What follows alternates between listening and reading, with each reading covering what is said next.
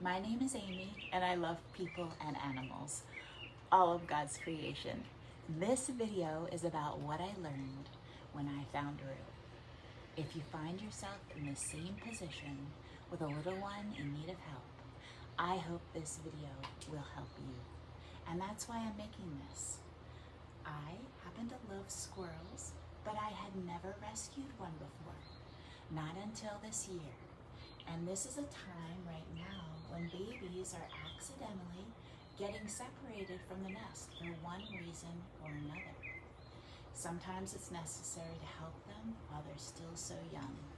Later, they can be released back or live with continued help in the backyard. Many times, the people who rescue these little ones have too many to take another. This year, I found Rue on the road, and all the rehabbers were full, not accepting new rescues. But one sweet woman, Melanie, was willing to teach me what I needed to know to help my new friend survive. I thought I would share with you what she shared with me. First thing is to get him set up in his box with a blanket. And that box with a blanket goes half on and half off a heating pad. So this is about the size box I used initially for Rue. It's half on and half off the heating pad so that they can get away from the heat if they need to. You'll need small holes in the top so the air can circulate through. Drill lots of holes for airflow on the top. Make sure the heating pad is not the kind that shuts off automatically. No automatic shutoff. Always keep it on low heat, and always keep your box half on and half off. Next, see if you can find small syringes, no more than 3 milliliters. I'll show you what I found for this and for other stuff. Okay. A few more things is helpful. To have a scale. I use a food scale. If you find a squirrel in need of care, you can weigh your squirrel every morning to make sure that they're gaining weight. This can be a food scale. You can put the little squirrel in a bowl and then deduct the weight of the bowl if necessary. Or just use a light paper bowl and you're close. All right. This is the 3 milliliter syringe that I put her formula in. We'll see if she needs a little bit right now. Are you hungry, Boo? The first thing to do is to hydrate. Pedialyte is more efficient than water. So if you can pick some up in the store, do that. Look for the unflavored Pedialyte to begin hydration. Most animals need to feel safe and comfortable before they can turn their attention to eating or drinking. It's part of their survival instinct. Be safe first, then eat when they can. If your baby squirrel seems to hesitate to want to eat or drink, wrap them in a warm blanket. Make sure they know that you're safe. You may dim the lights to simulate a dark, hidden nest. Hold it close to your face and whisper so that they get used to your scent and learn that you're not a danger. So to begin your first day, warm Pedialyte. This, however, is not Rue's first day, so there's formula in here. But always test the temperature first. Stay calm with your new friend. Don't rush him or her. Even a baby squirrel can sense unease. Would you like some? She's listening to all the friends out there. Dear friends, though watching this is the important part, and I know you can do it. But you must be very careful. It's really important to let the squirrel be upright when hydrating, never on its back. This is so the fluid doesn't go into their lungs. It's very important that they not aspirate. Aspiration can lead to death. To help the squirrel drink, place it upright. Keep it in a sitting position. If need be, you can do this by holding the blanket or towel around them. Never give it liquid lying on its back. And it's also really important to only release a couple of drops through the syringe with the nipple on it. And you see how that quickly that comes out? And I brace my fingers here, not just pushing the plunger here. Brace your fingers here. A squirrel that drinks too fast can choke and fluid can go up its nose. If the liquid starts coming out its nose, turn him or her upside down to let the liquid drain out. If fluid goes up their nose, it can also go into their lungs and they can aspirate. But you can do it. You just need to do 1 or 2 drops at a time until the squirrel gets used to it. Soon, your little squirrel will be okay sucking the nipple top. And here is the nipple top that I use. It's called the miracle nipple. You go very, very slowly with controlled push. 1 milliliter at a time. If you see the squirrel shake its head or come off the nipple, stop. Hold him or her upside down. If you see the fluid come out their nose, stop. Hold him or her carefully upside down, hopefully to drain it away from the lungs. How are you doing, friend?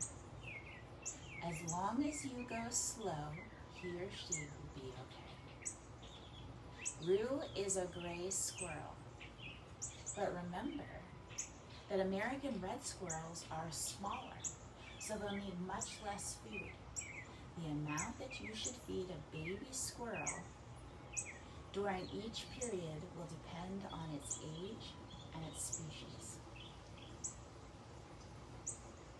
Keep in mind that a malnourished squirrel will probably not be able to take feeding until it regains its strength. You'll want to feed your squirrel 4 times a day to start. Here are the times that I feed my squirrel. I feed Rue at 7 a.m., 11 a.m., 3 p.m., and 7 p.m. You could do something similar. If you have a very small baby, you may need to wake it up in the middle of the night to feed. Here are some more specifics on feeding. The first day that you have your squirrel, you'll hydrate him or her with Pedialyte only. After day 1, she's learning to feed, and you'll know if she's hydrated by checking her pee color. If it's clear, she's hydrated. If it's yellow, she'll need more hydration. It's important to note your baby squirrel doesn't know how to pee or poo on its own. The first few weeks of your squirrel, having your squirrel eat, hold it upright and use a soft paper towel to gently flick or brush over your squirrel's potty part. If your squirrel is a girl, her potty part will look like this. Let's see if I can show you. Here you go, girl. Here you go. And with a paper towel, you're just going to brush over that. This is identified as a girl. Little boys have a little tuft higher up on their belly, and it's the potty part that you brush over with a paper towel. And you do that just kind of like this. Just like this. Notes on formula. Weigh your little friend first thing in the morning and write down the weight in grams. Currently, Rue weighs 105 grams. After a day of hydrating with Pedialyte, you can begin introducing a diluted formula. You can special order squirrel milk from Fox Valley Animal Nutrition. Start with 8 parts water to 1 part formula. If that's tolerated, move to 7 parts water, 1 part formula. If that's tolerated, so on and so on. 6, 5, 4, 3 parts water to 1 part formula. If tolerated, then formula full strength is 2 parts water and 1 part formula. You will know if your little squirrel is doing okay with this progression if they're still peeing and pooing regularly. It will be tempting to give your squirrel as much milk as it wants, but be careful to follow the guidelines. Some animals don't know their limits and will overeat, giving themselves a bloated stomach. They should pee after every feeding, and they should poo after every or every other feeding. If they're not going poo, rehydrate with Pedialyte and add a single drop of molasses. This should help. Remember, you have to help them go potty by stimulating that potty area, but not the area where they poo. They won't like that very much. I've been told to feed Rue 5 to 7% of her body weight. So at the time I found her, she weighed 50 grams. That would be 2.5 milliliters. I don't actually know math very well, so maybe you want to double check that example right now. But what I do is I make formula every morning new, and I make it 2 to 1, and 2 parts water, 1 part formula. Then, when it's time to feed Rue, if she needed a more diluted formula, I would draw up some of the 2 to 1, and then fill the rest of the syringe with water so it's diluted. After 2 to 3 feedings, if she tolerated that, then I do half of the syringe with 2 to 1 and half of the syringe with water. Then 3/4 of the syringe with 2 to 1 and the rest with water, then full strength. If your squirrel is on or about 6 to 7 weeks, you can see little teethies coming in. They don't hurt. If she nibbles, sometimes she likes to play, sometimes she likes to wrestle, it doesn't hurt. You just give them a little block. Choose a block made for mice rather than hamsters and gerbils. The block for mice matches what the squirrel needs more closely. All right, I use Henry's Healthy Bites supplement for squirrels and flyers. They'll probably shred it at first and make a mess, but eventually they'll eat it too. Check to make sure they're still peeing and pooping regularly like rice. Not real fur, not real runny, like rice. Once a squirrel is doing well and having reached a certain age, you can also introduce solid foods into the diet. Allow it to eat as much as it wants. Your little squirrel will love to sit on your shoulder and nestle with you. They're really loving. At 3 weeks, let's see, they have grown about 4 inches long, not including the tail. Their front lower teeth are coming in, their eyes are still closed. A baby squirrel isn't very mobile, so a small box will do. Blanket at the bottom, make sure there's enough holes in it for circulation. Close the lid. Every time you take the baby out to feed it, recover him or her after every feeding to keep it warm. They're gonna sleep a lot at first. They're growing. Make sure that the blanket doesn't have too many loops or loose strings or holes in it that the baby squirrel could get caught in. Wash and change the blanket daily with unscented detergent. I went to a fabric store and got lots of remnants. These are super soft, no loops. Do not use wood chips. The chips will be too rough on your baby squirrel's skin, and it will not provide enough insulation to keep him or her warm. At 4 weeks, their body is approximately 5 inches long, fur growing on the underside, eyes open. 5 weeks, when the baby reaches 5 weeks, its eyes open and it wants to be more mobile. That's when you move them to a larger box. On average, the squirrel at this point will be 6 inches long. Top front teeth are coming in. You can add a hanging water bottle to the habitat and give the squirrel a mineral This is a salty treat that they'll lick, and they'll gain essential minerals such as calcium and iron. So this is what Rue sleeps in at night. 6 weeks, they develop their back cheek teeth. They can sit up on their own and hold food in their front paw. At 7 to 8 weeks, they're 7 to 8 inches long. Fur has fully grown in, and they're much more active. 8 to 12 weeks, they're learning to climb. They're still smaller than an adult squirrel.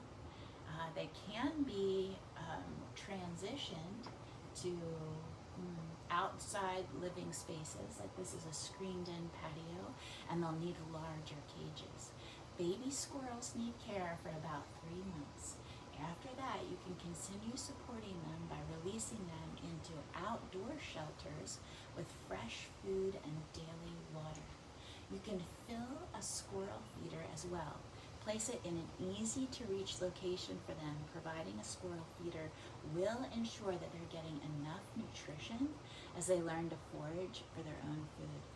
Eventually, you can introduce foods like kiwis, raspberries, cut them smaller, maybe almost crushed, and I add a little bit of Pedialyte to them. It's important that they have both their bottom teeth and their top teeth before giving them veggies or fruit. If their top teeth are barely there, wait just a little longer. Baby squirrels' digestive systems are sensitive. Feeding a baby squirrel the wrong thing could cause diarrhea, or worse yet, even send them into shock. Never feed them human formula. Cow's milk or milk substitutes are no. If you can't get a hold of squirrel formula, the next best thing would be Espalac. That's a puppy formula. At 6 weeks, you can add lots of raw fruit. Apple slices, you can try blueberries or grapes or watermelon. Maybe 2 blueberries a day. Their diet is going to consist of veggies also, so we don't want them to get too excited over fruit. Never feed them nuts while they're still this young. Some nuts can cause severe calcium loss. Squirrels, like many mammals, are very prone to a disorder called metabolic bone disease. This is ultimately fatal and very, very sad. Squirrels get metabolic bone disease when they have too much phosphorus and not enough calcium in their diet. Peanuts have 6 times as much phosphorus as calcium. So if you give a squirrel even just 1 peanut every single day, that tiny amount of food will still be too much for them. When you do introduce solid foods, you should choose natural options, fruits and vegetables. High calcium vegetables include arugula, beet greens, bok choy, cilantro, kale, parsley, squash, turnip greens. Fruits are blackberries, blueberries, cantaloupes, raspberries, strawberries, watermelons, cranberries, pears, and peaches. Oh, thank you so much for caring to take care of your friends. This is just an overview and a guideline. I hope it gives you a big picture. Rue has not yet been introduced to the outside, but does spend time in a screened-in porch. She often sleeps in my arms. She really loves love. Introduce your squirrel to the outside sounds in a safe area. You can move his or her crate to a safe area outside, but out of direct sunlight for a couple hours a day, then all day. Some people have inside cages and outside cages. Eventually, you'll open a small door in the outside cage, and they'll come and go as they please. Always continue to provide them with fresh food and water. Then they either keep coming back, or eventually they don't come back at all. That's what I've been told.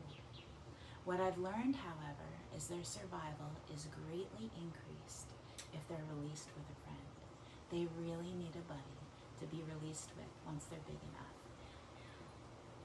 Here we go. Do you want some? Are you thirsty? Okay. Not yet. Okay, not yet. Here you go.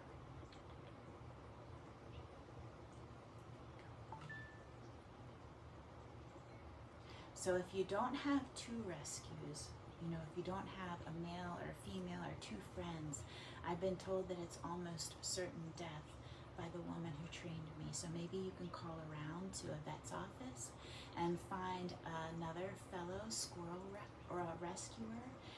Your success rate is going to be so much higher if they have a friend.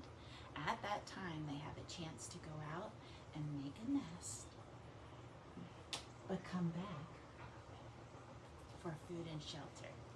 It's possible they might never want to leave you. They're wonderful companions.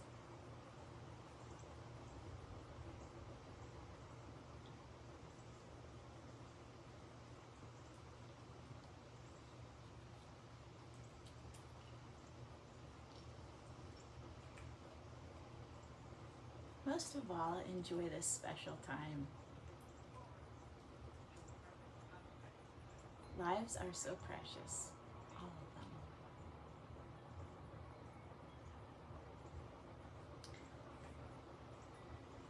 For further information on a good resource, Exotic Nutrition Pet Supplies is a wonderful place online where you can find larger habitats, food, whatever you might need, okay, and hammocks and all different sorts of climbing accessories, because they're learning and they're exploring, and eventually they're going to need to do that outside too. In no way am I a professional at this. No. I'm learning too, but I'm sharing what I learned because I care. I have applewood here, and so you can see that as she's getting her teethy, she likes to chew on this. So I'll put this in her habitat too. She might take it right now. Do you want to chew on it? She's looking outside. There's so much to look at. But she's in a safe spot. And she knows she's safe. Remember to always have fluid available. You can hang a water bottle from their crate as well.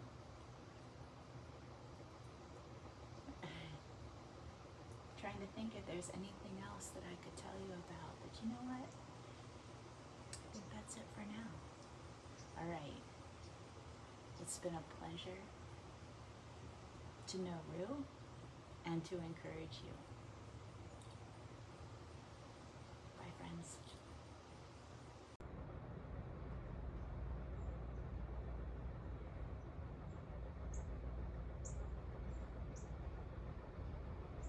She's my good girl.